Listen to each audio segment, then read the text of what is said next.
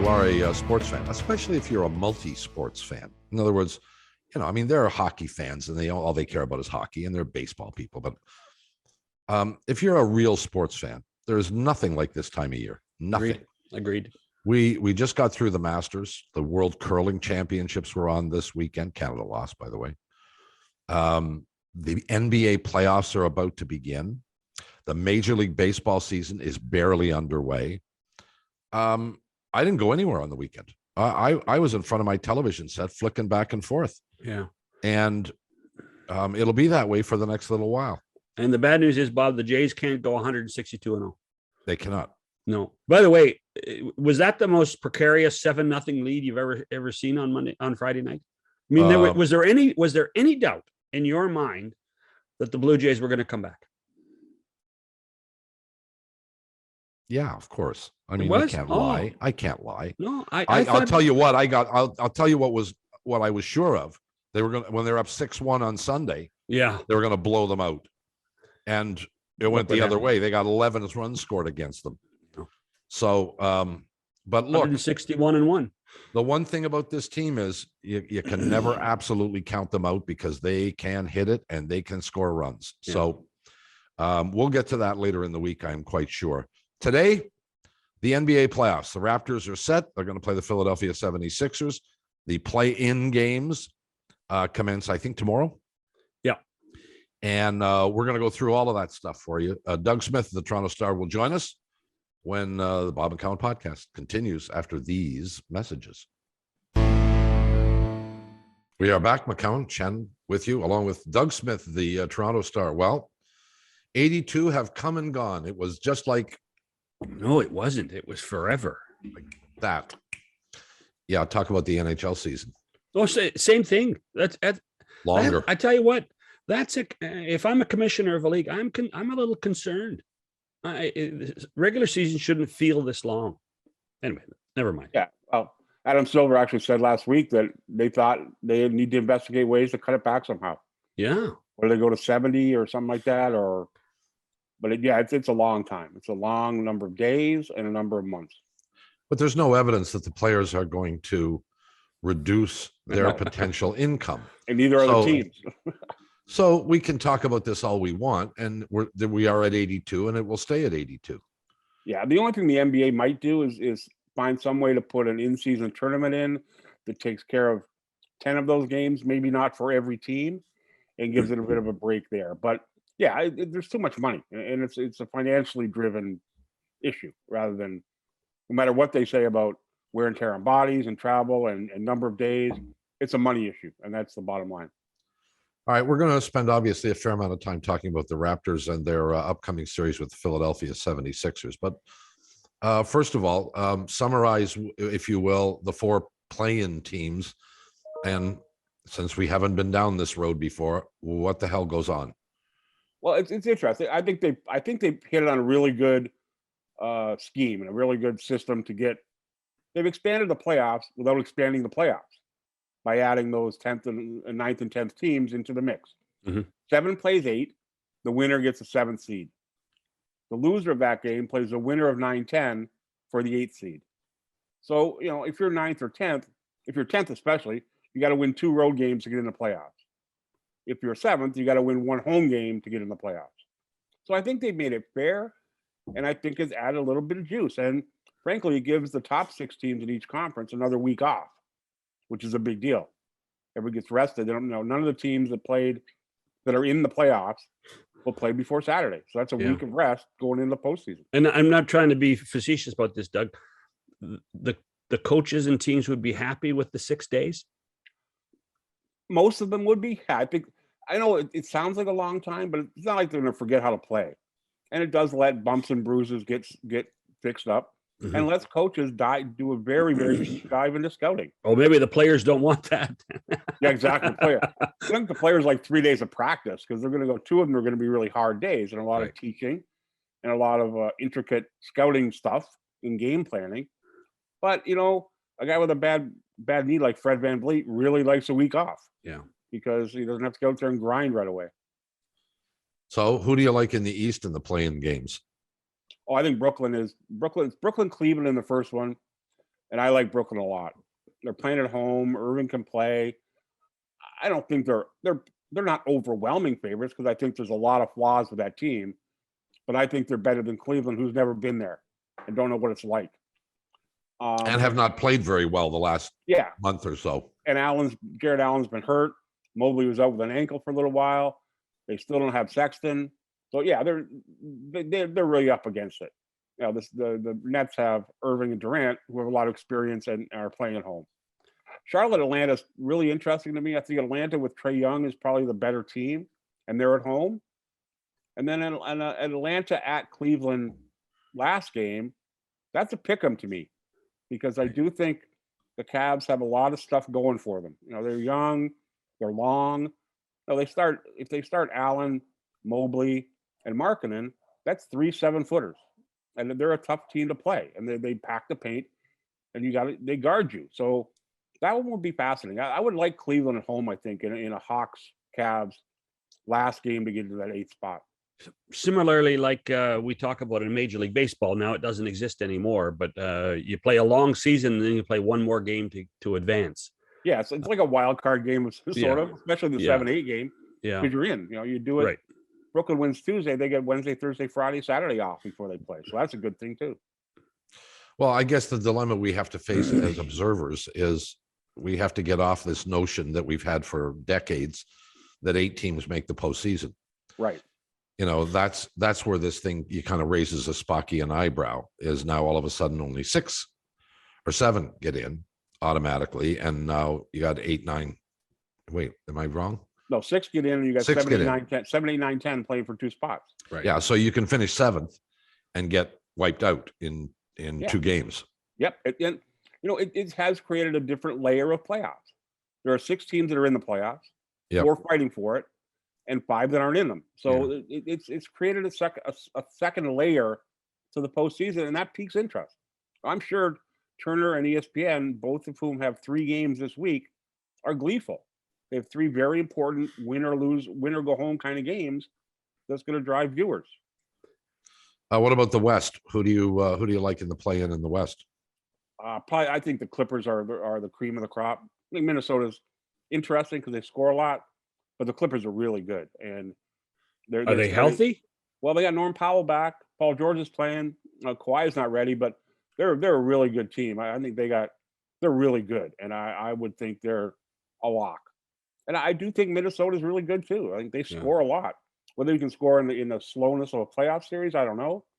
But New Orleans, San Antonio are just sort of there. And if you're a Clippers fan, how do you feel about Kawhi Leonard? You know, if fans don't pay the money, well, they do indirectly. Yeah. That's a lot of money that's gone to him, and he has played almost not at all. They took a gamble on somewhat damaged goods, and it didn't pay off.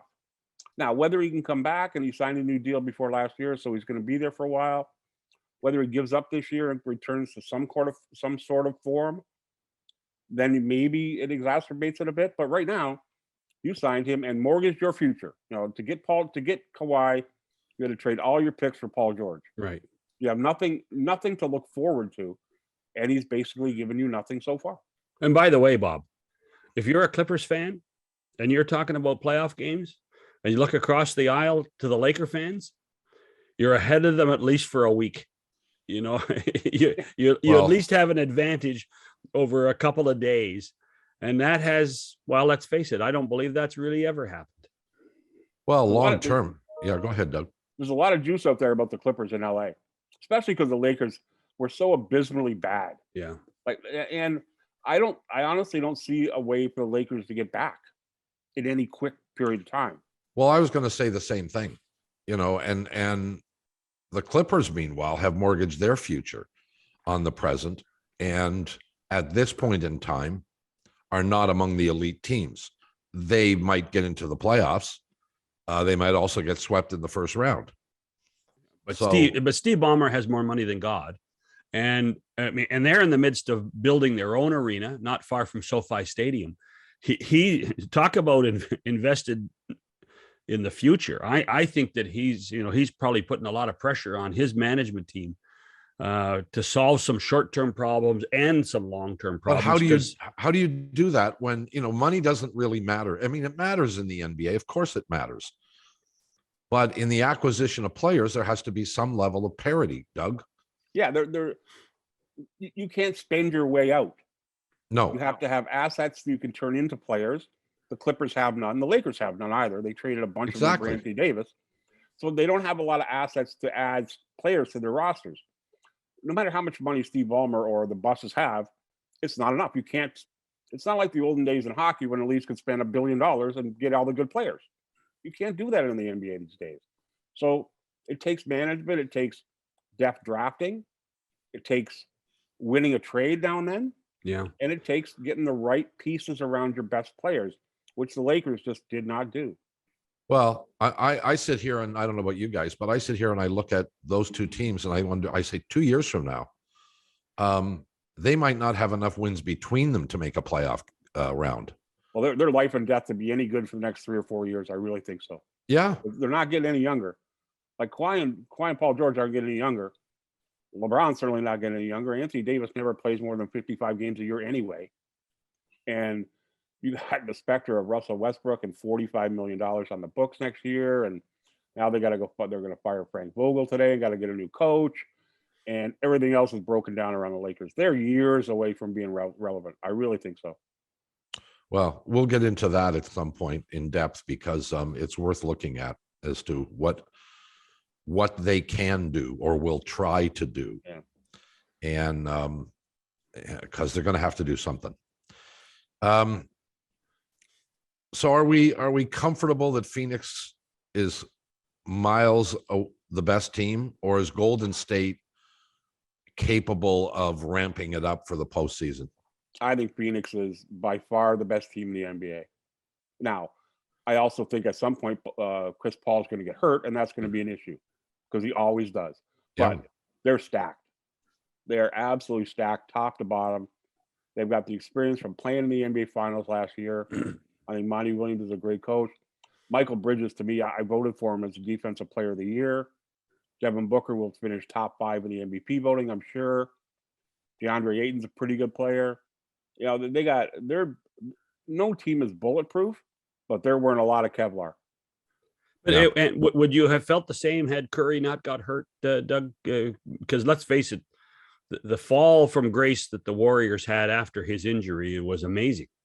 Yeah, the Warriors are still good, and if he had played the whole year, I still don't think they catch Phoenix. I think Phoenix was going to put up the best record in the NBA regardless of what Golden State did. They were going to win 60, 63 games. But in a playoff series, it would be a fascinating series, but I think the Suns just have too much. Mm-hmm. And I think that's the thing you want at the end of the series, at the end of the playoffs. You want to have a lot of weapons. And I think the Suns just have more than anybody else in the NBA.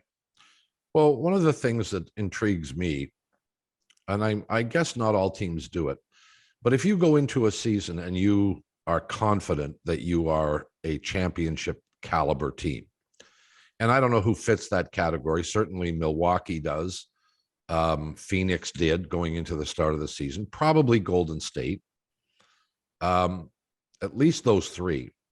How do you conduct your 82-game regular season? The Toronto Raptors just played their asses off over their last 25 games just to get in the playoffs and successfully did so. But they had to play hard, and guys played a lot of minutes when they were healthy. How much is Milwaukee, Golden State been on cruise control, knowing they're going to get into the postseason, not caring whether they win 60 games or a division title in the regular season, and just doing nothing but playing for 6 months to be ready for the middle of April? That's exactly what Phoenix did. They knew from last year that they were the best team in the West, or one of the best teams in the West. They were a playoff lock from opening night. So you can sort of handle yourself during the year that way. Tinker with strategy, tinker with rosters, tinker with lineups, and be ready for now. And, they got Chris Paul got hurt. They survived that fine. Golden State, Curry got hurt. Draymond Green didn't play a lot. Right. But I think when the playoffs hit, they're going to be fine too. Good teams like that know how to manage 82 games. And yeah, Some nights you play a little bit harder because the games are bigger or there's more intensity or you're playing a good opponent. You want to send a message or you just feel better. But good teams know how to manage their time over 82 games. So where are the Milwaukee Bucks in that? Because these are the defending champions. But I don't think there's a lot of confidence that they can repeat. Yeah, there isn't, but I think there should be. They're the same team. And I think they added Ibaka, who's a good bench guy who can come in and bang people around and make a shot. They have the pedigree of champions. And they know what it takes to win 4 series, which is really, really hard. Sure. And they did it on the back of one of the top 3 players in the league in Giannis. So I think people are sleeping a little bit on Milwaukee because I think they're the best team in the East. So it brings up an interesting question: are they hungry enough? And the reason I ask that is Phoenix didn't win the championship last year. They still have something to prove. Chris Paul, with all his veteran years, has one thing that he doesn't have, and that's a championship ring. The Bucks have their ring. They've proved everybody wrong.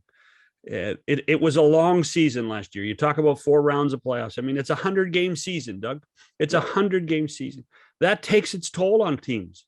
And so can they go through it again? More importantly, even subconsciously, do they want to go through it again? I think once they get into it, once you get into the playoffs, you want to. Okay. I think today they're probably thinking, oh, man, we got to win 16 more. We did it last year. We're exhausted. We're tired. Played 100 games last year. We're going to play 100 this year. But once you get into like the 3rd game of the first round, the juices get going. And you remember what it's like. Yeah. And that drives you. I think the Bucks are really good. There's no question about it. It wouldn't surprise me if we got a Phoenix-Milwaukee finals again. Wouldn't surprise me in the least. I was going to ask you if you had any upsets in any of the series that you've looked at, but I'm going to predict that, yes, there is one because I think you buy into Brooklyn. Do you not? Yeah, I do. It's going to be a Brooklyn-Boston series is going to be fascinating. If Brooklyn wins the 7-8 play-in and is the 7th seed and plays Boston in the first round, because Kyrie playing against the Celtics is going to be something to see. Mm-hmm. Because he's just a pain in the ass enough to get you 40 a night in that series. And he's vindictive enough and talented enough to do it. I think that one could be epic. And now that Irving is playing in every arena except Toronto, if he ever gets here, I think that series has a chance to be a 7-2 upset. I really do. Well, what if they're 8 and get Miami? Is Brooklyn better against Miami than they are against Boston? I think Miami's a little bit tougher. And so I think it will be harder to beat the Heat because they beat you up and they wear you down and they grind you every single possession. I don't think Boston does that. Boston's good. Marcus Smart's tough, but they're not that big. I'm not sure about Jaylen Brown. I think Jason Tatum's really good. But I think the Heat just have a way about them. And they make you pay for everything you get. And I don't know that Brooklyn, outside of Irving and Durant, are tough enough to handle that. The Heat are one of those teams, though. Have we seen enough of them? Maybe I haven't, but Kyle's role on that team has finally fit in. He's finally fit in. You think? Yeah, I think once he got back from his issues, his personal issues, he settled in. I think there's a concern there. PJ Tucker's out. He's got a bit of a calf or hamstring injury. We don't know how serious that's going to be. That would be a big loss because they're not that deep to begin with. But people talk about the Heat culture, and I hate the words, but it does exist. And they just they beat you up and they make you earn everything. And not every team does that. So Spoelstra, his feud with a couple of his players has been resolved, or is that just something that festers? I think it festers, and I think if they lose 2 in a row, it might pop up again. But it's what, John, it's like around hockey teams and basketball teams and baseball teams. As long as you win, and you get on each other's nerves. If you're around guys for 180 days a year, you're going to hate a guy every now and then. Doug, imagine doing a podcast every day with the same guy. Yeah, you guys are throwing hands, right? You guys are throwing hands at each other. Fortuitously, we aren't in the same room at the same time. Well, speaking of Spoelstra, maybe we have to start really giving him some credit as a head coach, or maybe it's just me, maybe everybody else is. We talk about, who's the greatest coach in the NBA right now. Well, it's Pop, even though his teams haven't done anything the last 2 or 3 years. He had that long run. He is respected. He is admired. People believe he is a great, great head coach. And I'm not disputing that in any way, shape, or form. But the guy in Miami has had a pretty long run and Hall of Fame. And a pretty successful run, right? Oh, for sure. And he's handled all kinds of weird things. Like, I saw a note last night somewhere that when the Lakers fire Vogel, Spoelstra will be the only coach that ever coached LeBron who didn't get fired. Wow. 3 guys in Cleveland, 2 guys in now 2 guys in the Lakers all got fired. Spoelstra didn't. He won a championship with him. Played for a bunch of others. Won 2 and played for a third. So, yeah, I don't think he gets the credit for the career achievement award. He's a really good coach, and he's done it under difficult. I can't think it's easy to coach when Pat Riley's sitting upstairs. Yeah. Because everybody looks at Pat Riley as the god. And Spoelstra has to put his own imprint on his team without the specter of Riley. And I think that can't be easy. But he's done it with different kinds of teams, and he's won consistently. He's never.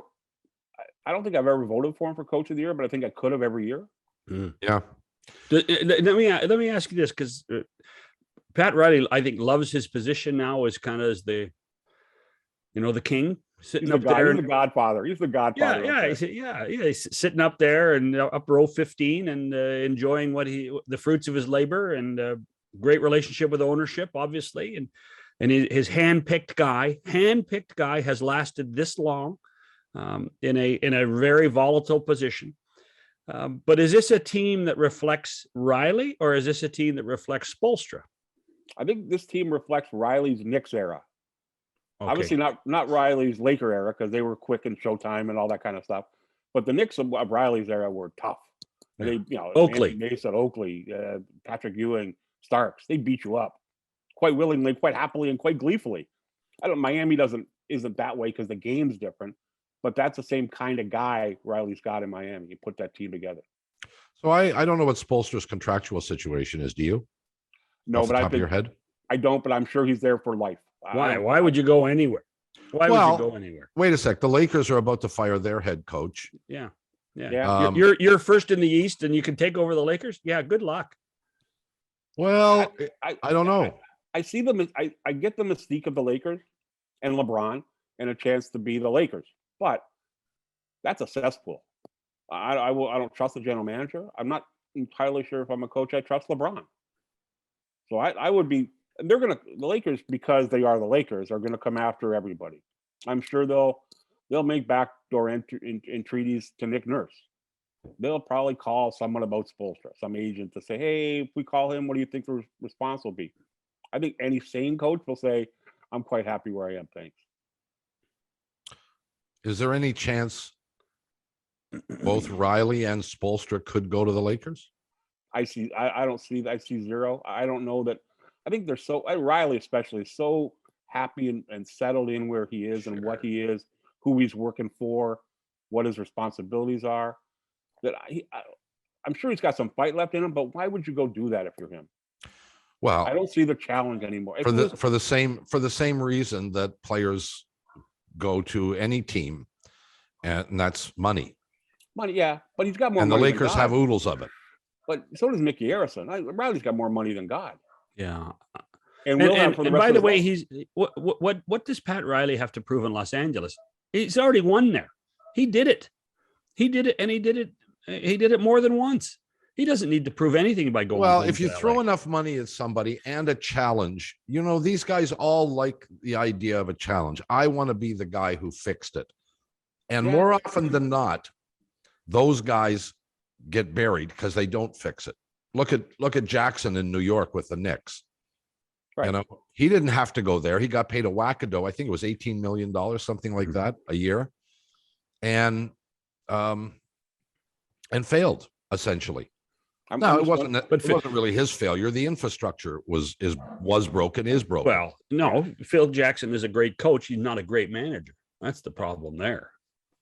But I can't believe Jackson's name hasn't come up with regards to the Laker position already. Well, And I'm sure by about 1:00 this afternoon, it will have. No. Why would you do that when you can be the puppet master now? I think that's the one thing that people, as you get older, you understand is that you don't need to be on the front line to have power anymore. You can have power behind the scenes, and it's much healthier for you and much less volatile. Yeah, and no real public accountability for sure. Right, Yeah, right, exactly. So, no more press conferences, no more scrums after games. Why did you let this happen? Who are I mean, you don't have. I mean, it's every person, every quality coach or manager in all sports learns this at some point. Yeah, but Bob hit on the very salient point. There's always one guy who says, "I can fix it," and that's what drives them there. That's why the Lakers keep hiring coaches, because if you look at it, it's a terrible, it's a no-win situation. If you win a championship, it's not good enough. Vogel won a title 2 years ago. Yeah, and he's summarily dumped this year because the general manager surrounded him with a team of guys our age. Yeah. We want to get to the series that most people who are fans of this program, I use the term fans loosely, are interested in, and that's Philadelphia against Toronto. And we'll talk about that with Doug Smith when we come back after these messages. McCowan and Shannon and Doug Smith of the Toronto Star are with us.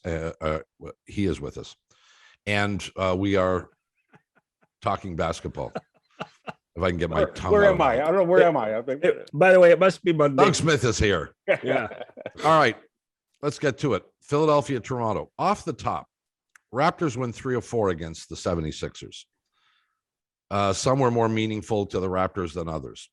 What does that mean when you get to playoff time? Do you just wipe that out, or is that potentially indicative of something? No, I think it means squat. I think what players are so different, and the preparation is so different, and the intensity is different, and the stakes are obviously higher, that whatever happened on a Tuesday night in March or a Thursday night in November does not matter in the least. Oh, I do think the Raptors beating the Sixers twice when they had both Harden and Embiid gave them a baseline to develop a game plan for the playoffs. But the game itself, once they start playing Saturday, is so different than it was even last week here that it really doesn't factor into it, I don't think. But you would have to admit that there are demons within professional sports. There are teams that you feel you cannot beat. The Toronto Maple Leafs went through a run where they beat the Ottawa Senators consistently in the playoffs when the Senators were almost assuredly a better team. The Leafs lose and have lost consistently to the Boston Bruins in postseason games. Whether they were better or not, it remains to be seen. And how many times have the Raptors beat the Philadelphia 76ers in series?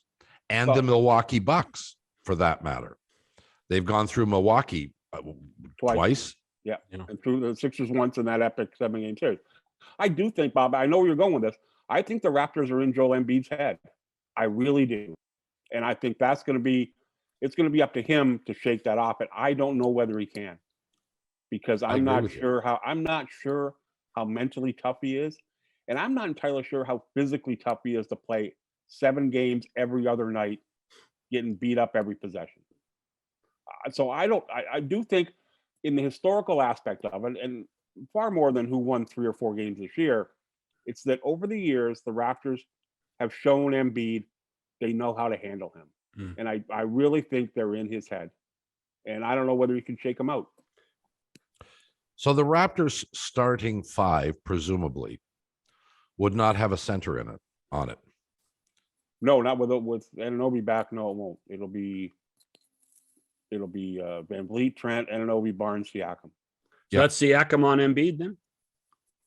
Maybe, or you might put Anunoby on him. He's shorter, but he's strong. Yeah. And it doesn't matter, because I think they're always going to run a second guy at Embiid and hurry him up and make him throw the ball in the third row. Right. And that's the great part especially about having this week off. You give Nick Nurse a week to game plan for you, you're going to have a really, really good chance at game 1, because he's going to do something off the wall. I don't know what it'll be, but he's going to do something off the wall. So we all assume that Embiid is the focal point, and if you shut Embiid down, you well, you certainly limit Philadelphia's chances of beating you. You may eliminate them. What about Harden? Is he an afterthought now? Not an afterthought. You got to respect his abilities because he can actually, he shot the ball well the last couple of games that he played, but his playoff history is spotty. I don't think he's a big game kind of guy. And I think he's lost just enough to be, he's still an all-star caliber guy, but I don't think he's an all-star caliber guy every night in the playoffs. He beats us. You got to be aware of him and you got to respect him, but he's not, I wouldn't put him as the greatest player anymore. So who's the third guy that you watch out for? Who's the guy other than those two that can beat you? Maxey is really interesting, the point guard, because he can make all kinds of threes and he plays fast, which is sort of, it runs counter to what the Sixers want to do. But he's a guy he could be a guy who could win you a game, and you really got to worry about him. I don't know that Danny Green is a guy that the Raptors are, they're concerned. Obviously, they're concerned about all of them. But I think Maxey is the guy that they're probably most worried about getting off and going crazy for 2 games, and then you're halfway to winning a series. With the Harden-Simmons trade, there was always a concern, I think, that the Sixers were going to have to play with one basketball, and how do you have Embiid and Harden on the court at the same time with one basketball? Has that changed? No, I think they lead the league in isolations, and they lead the league in post-ups. So they play slow. They play one guy gets his, another guy gets his. They don't pass the ball an awful lot. They don't run very well. They don't run very much. And no, it hasn't changed at all. They are very much, I get mine, then you get yours. I get mine, then you get yours. And rather than 5 guys playing in unison. So if the Sixers win, it's under 100. If the Raptors win, it's over 100. Is that fair? I think the Raptors would be quite comfortable with 110, 101 every night. The Sixers would love 98, 95. Yeah. Okay. I think the Sixers want to play slow. Yeah. And the playoff way of imposing their pace on games better than the Sixers will. The Toronto Raptors, in the midst of this rather interesting but curious season, the way it has gone, have suddenly become, at least in the minds of people who cover the team, a team nobody wants to play. Do you have that sense? Because this is a very untraditional NBA team. Well, they're tough to game plan for, absolutely, because they have so many different ways to get you. And I think the reason that few teams want to play them is that they're playing so well.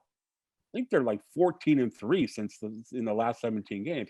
That's the best record in the NBA.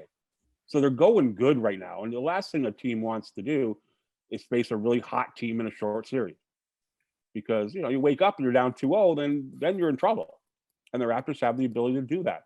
Their uniqueness is going to be very interesting to see how it translates to the postseason, where games are generally slower and they're officiated a little bit more loosely. But the Raptors still like to crash the offensive glass. They like to guard you hard and run. And if they can do that, I don't think any team wants to play them in a postseason because they can just get you a lot of different ways. Well, there are 2 things that are statistically true. Number one, the Raptors are among the worst shooting teams in the NBA. And the Raptors are among the best offensive rebounding teams in the NBA. And I think their shot variable, how many shots they take in a game versus how many their opponents take, the differential there is number 1 in the league. And that's Nick's thing, possessions. Have the ball more often, you got a better team. I think the number is if you have 5 more shot attempts than the other team, you win 80% of those games. And that's what they base everything they do on, is getting possessions. Second shots on the offensive glass, turning you over, giving up one shot each possession to the other team. The Raptors play a lot of isolation, though. They move the ball sometimes. But if the ball movement usually results in a 3, this is my observation. There's no statistical justification for it. What I see is when the ball moves, they wind up with a 3. When the ball gets in somebody's hands and there's no ball movement, it's usually 1-on-1. It's, hard top basketball. Yeah. A lot of that is early shot clock transition offense, where you get a matchup and you just go at them.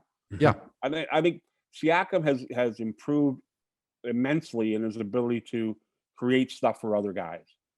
No, he's a spin guy. He gets you into pain and gets going left and right and around the corner.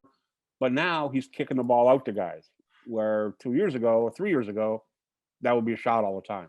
I think that's been a huge improvement in his game, and that kind of triggers their offense a little bit. But what triggers their offense is speed. Everybody they got can get the ball off the glass and go with it, and they beat you down the floor, and they have a great ability to recognize mismatches and attack them in transition or in half courts.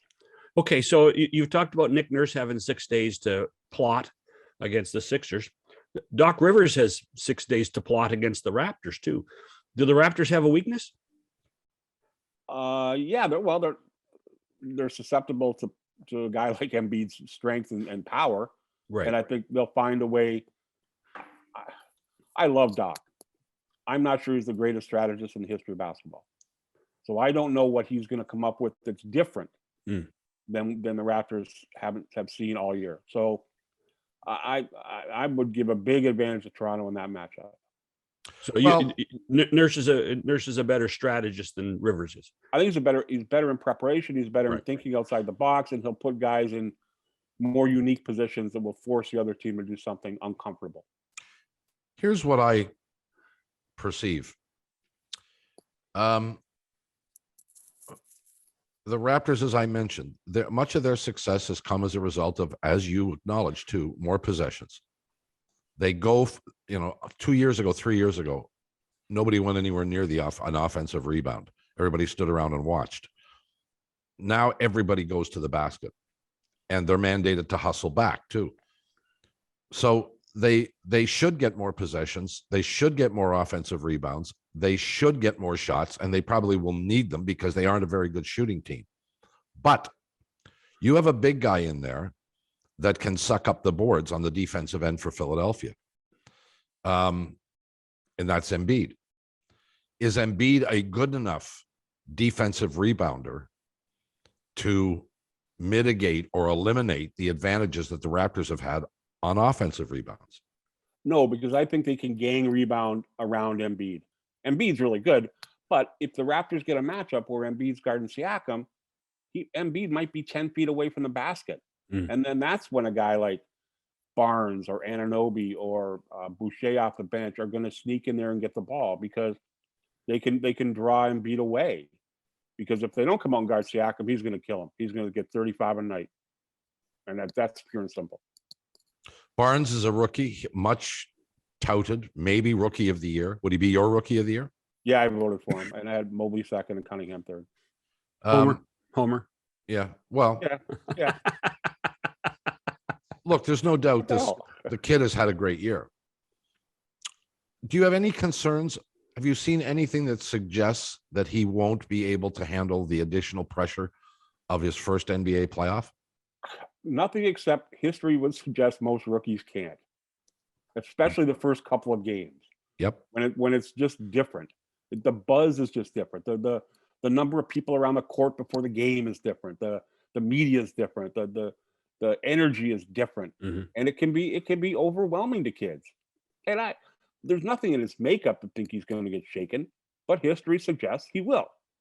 Whether it's for one game or half a game or a game and a half or 3 games, I think I would not expect him to be big on Saturday playing in Philly in his first playoff game. That's for sure.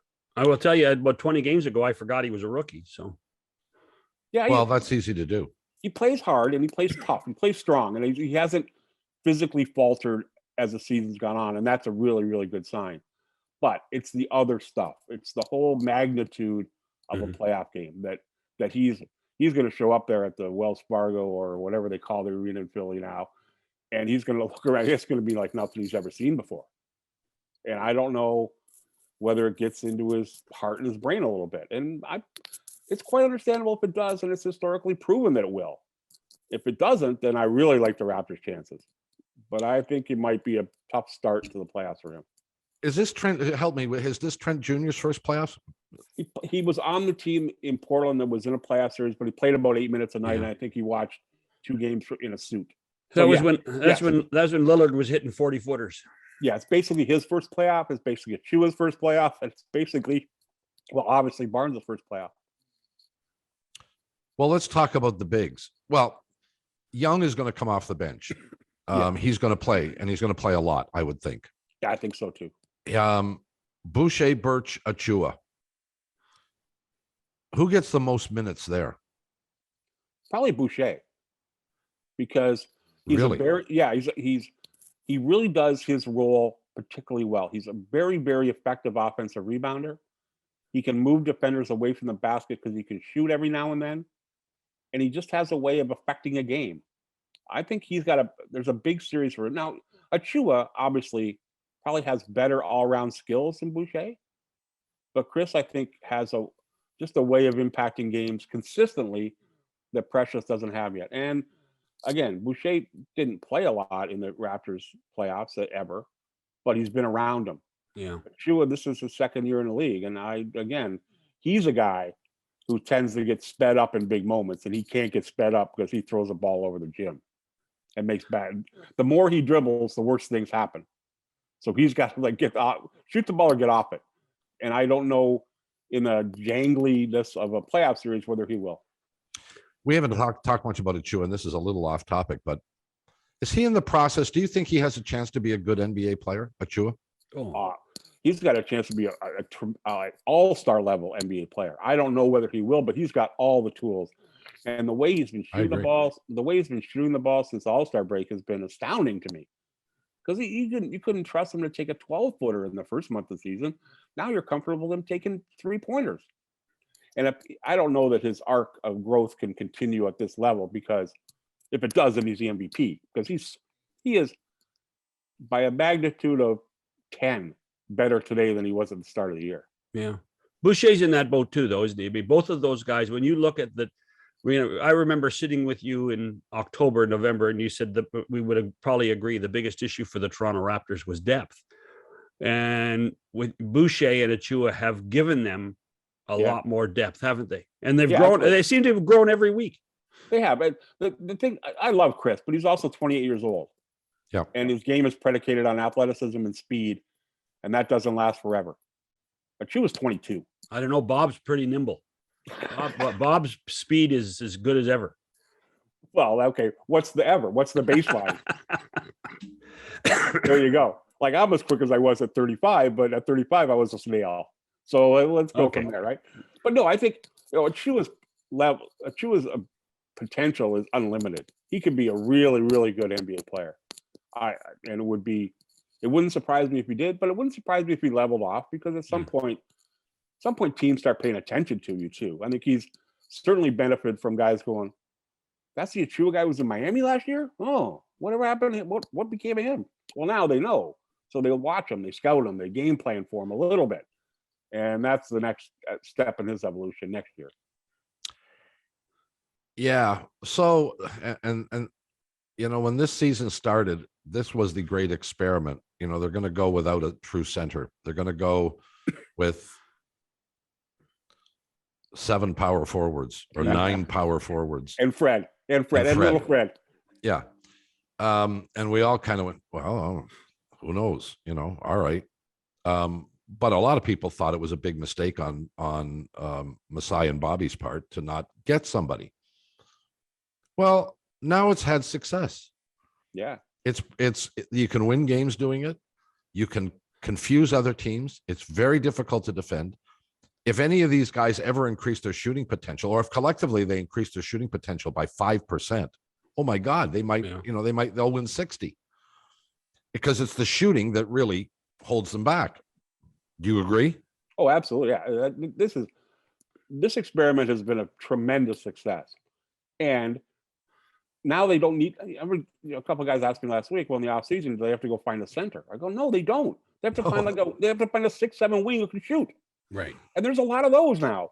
Those things exist today. So I think this is the path they charted, and they found so good that there's no way they're going to step back from it now. But by the way, is Boston much different than this? Yeah, they're more traditional. I think they're not a big team. No, they're not. But they're more towards the way the Sixers play. A lot of isolation, a lot of Tatum gets his, Brown gets his, Smart takes shots all over the world. But other than that, they're not big, but they have centers. They have Taisu. Robert Williams III, who's hurt now and out for the playoffs, is a big loss. But they're a more traditional team than the Raptors, and I don't think they're as good. But it would be a hell of a series. Even though the second half of the season they were great. They were one of the best stories in basketball. Oh, absolutely, they played their head off. But I think losing Williams, their center, who was a potential all defensive player of the year guy, was a big blow. And it maybe comes back for the second or third round, but he won't be 100% even then, I don't think. Well, before we go, a 5 beating of 4 would not be considered the biggest upset in the NBA. In fact, many people think it wouldn't be an upset at all. Will the Raptors knock off the 76ers? Not can they. I think we all agree they can. They are capable. Do you think they do it? I'm torn by this. I think the Raptors will win it in 6 or lose it in 7. I don't think they can win a game 7 on the road, because that's really, really, really hard. But I think if they get one early in the series in Philly, they can get them in 6. If they get a closeout game here in game 6, they'll win it. But they've been pretty good on the road this year. Oh, them and Philly are both 27-14 on the road. Very good teams. And the Raptors won a lot of big road games in tough buildings. Philly, Phoenix, and Denver. Miami, triple overtime game was a classic in early February. So yeah, they're a good road team, but playoff game 7 road games are different than any road game you've ever been in. Yep. Well, we're about to find out. Let's get started. It's like Easter in Philly. It's going to be a lot of fun. I'm going to get a new bonnet. I'll pay to see the new bonnet there, Smitty. I'll be interested to see what Philly fans throw in the bonnet, because it'll be something unmentionable, I'm quite sure. We love you, Chicky baby, and stay happy and healthy, and we'll talk somewhere down the road in these playoffs, I hope. Thanks, all right, Doug. kids. Okay, kids, we'll be around. Thanks for having me. Doug Smith of the Toronto Star, back after these messages. McCown and Shannon are back. Our thanks again to Doug Smith for his astute analysis of where we're at. I think the Raptors are going to beat the 76ers, and I think they might do it in 5. Really? Yeah, I think they know how to beat Philadelphia. I think one of the really interesting things that Doug mentioned was he's not sure Rivers is as good a strategist as most. Mm-hmm. Or as Nurse. Well, I think you have to give Nick Nurse the edge almost over every other coach in the NBA in terms of strategy. That he pulls rabbits out of his hat. And I don't know if he's the most underrated coach in the NBA, but he's one of them. I've got a lot of time for him. What he has been able to accomplish this year with this group is really, it's a work of art. And we'll talk more about the playoffs as we go through them. Yes, we will. The Masters turned out to be fun and interesting, but not for the reasons that a normal Masters would be. While there were moments where Scottie Scheffler appeared to be potentially in trouble, he never really was. No, and he always dug himself out quickly. Yeah. And he is worthy of notation. You know, we're always reluctant to accept a new guy at the top of the mountain, acknowledge how well he's played or how good he is. This kid has come out of basically nowhere, now won 4 times this year, including a major, and is the number 1 player in the world. And right now looks like he'll be the number 1 player in the world for a long time. And remember at the Ryder Cup, Bob, when he got picked as a captain's choice, and everybody said, went, "What? Who? Yeah. Oh, yeah. Me among them." Yeah. Yeah. Now, 1 out of 12 in the Ryder Cup is one thing, but what this kid has done is just astounding. But we got to see some fun. We got those 2 holdouts from the bunker on 18 from Rory and Morikawa. Yeah. Yeah. I mean, that was, I've never seen that. Never in my entire life seen that. And we got to see it to Tiger happen on that stage at that point was unbelievable. Yeah. Did you feel bad for Tiger? Well, I was, quietly rooting for him. I was hoping he'd do well, but I had no expectation of it. Quite frankly, I wondered whether Tiger wished he'd missed the cut on Saturday or on Friday. Yeah. So that he could recuperate. But he soldiered on. He was in rough shape by Sunday. And I don't know what it told us. At the end of the day, what's the message from Tiger? Well, I don't know. The fascination for me is that we all worried about his body breaking down, and it obviously did at times. But it was his putting that disappeared, Bob. It was the one part of his game that we always, when he was at his best, was, well, Tiger's the greatest putter in the game, and we never talk about it. No, I know. And he could not make a putt on the weekend for his life. Oh, I know.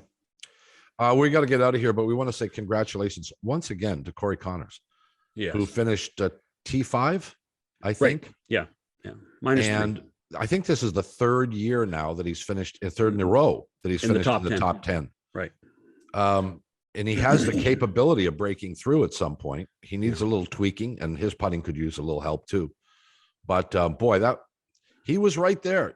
I mean, he didn't have one big round that vaulted him. He had 4 solid rounds, and congratulations to him for that accomplishment. Unfortunately, CBS paid almost no attention to him, and I think I saw one Corey Connors shot yesterday. One near the end of the day. Yeah. We got to get out of here. Enjoy the rest of your day and get ready. The NBA playoffs are at hand, and the Blue Jays are in New York to play the Yankees. We'll talk to you again tomorrow. Goodbye, everybody.